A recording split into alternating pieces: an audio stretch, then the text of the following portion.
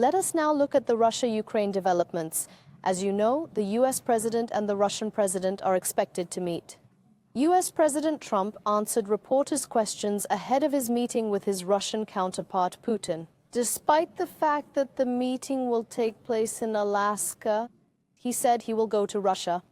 Claiming that he will know in the second minute of his meeting with Putin whether there will be an agreement or not, the U.S. President said that the meeting could go well or badly.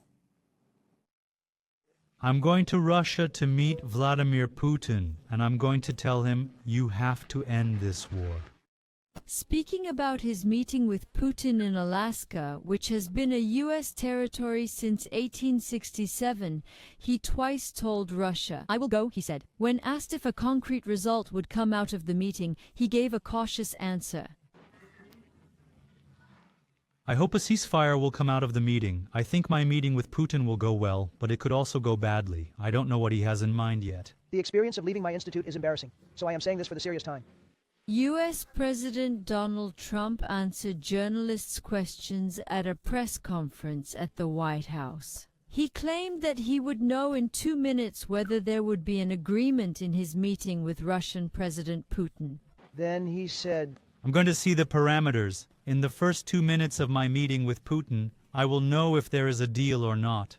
On the way out, I can tell Zelensky and the European leaders good luck, and that's it. I can say that this is not going to be resolved. Or I can be positive and tell them what kind of a deal there could be.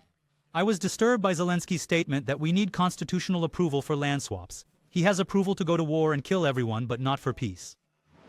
Zelensky is criticizing the president. Trump also said that Putin and Zelensky should meet. We will see the Harasa President Putin of the Republic. And Putin and Zelensky did not meet. Turks. If they want me to be there, I will be there. News. It is up to these two countries to make a deal, not me.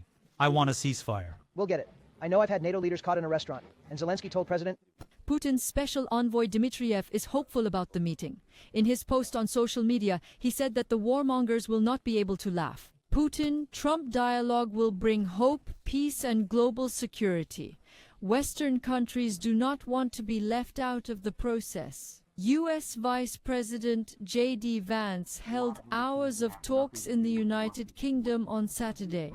He listened to the concerns of senior Ukrainian and European officials. Western figures told Vance that the first step should be an immediate ceasefire. In return, Ukraine should not give up any territory. it amounts to a truthful conversation.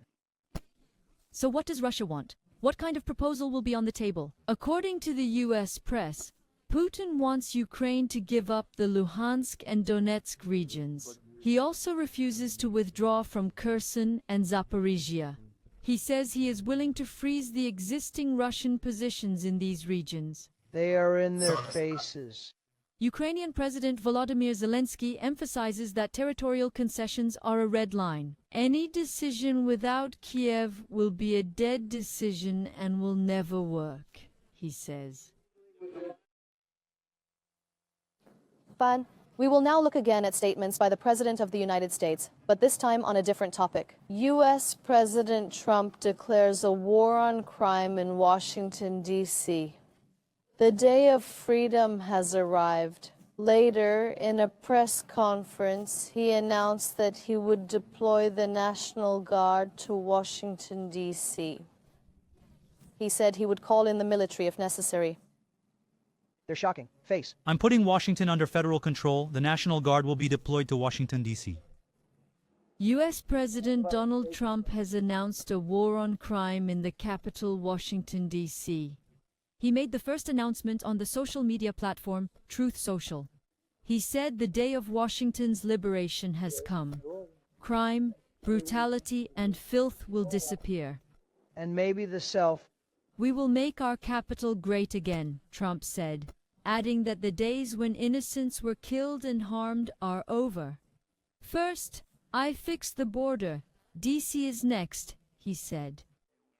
At a press conference later, Trump announced that 800 National Guardsmen would be deployed to the capital. If necessary, he said he would also call the army to duty. Today is the liberation of Washington, D.C.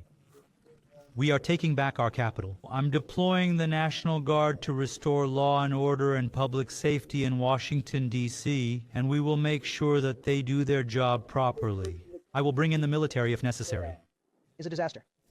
On Sunday, Trump hinted at his plans for Washington in a social media post. Sharing tents housing the homeless in the Capitol, he said, "The homeless must leave immediately. We will provide you with places to stay away from the Capitol." He said the criminals would be jailed quickly. There are those who oppose Trump's plan. The mayor of Washington says there has been no increase in crime in the city. According to White House Deputy Chief of Staff Miller, Washington has more violence than the Iraqi capital Baghdad and the African country of Ethiopia. In the city of about 700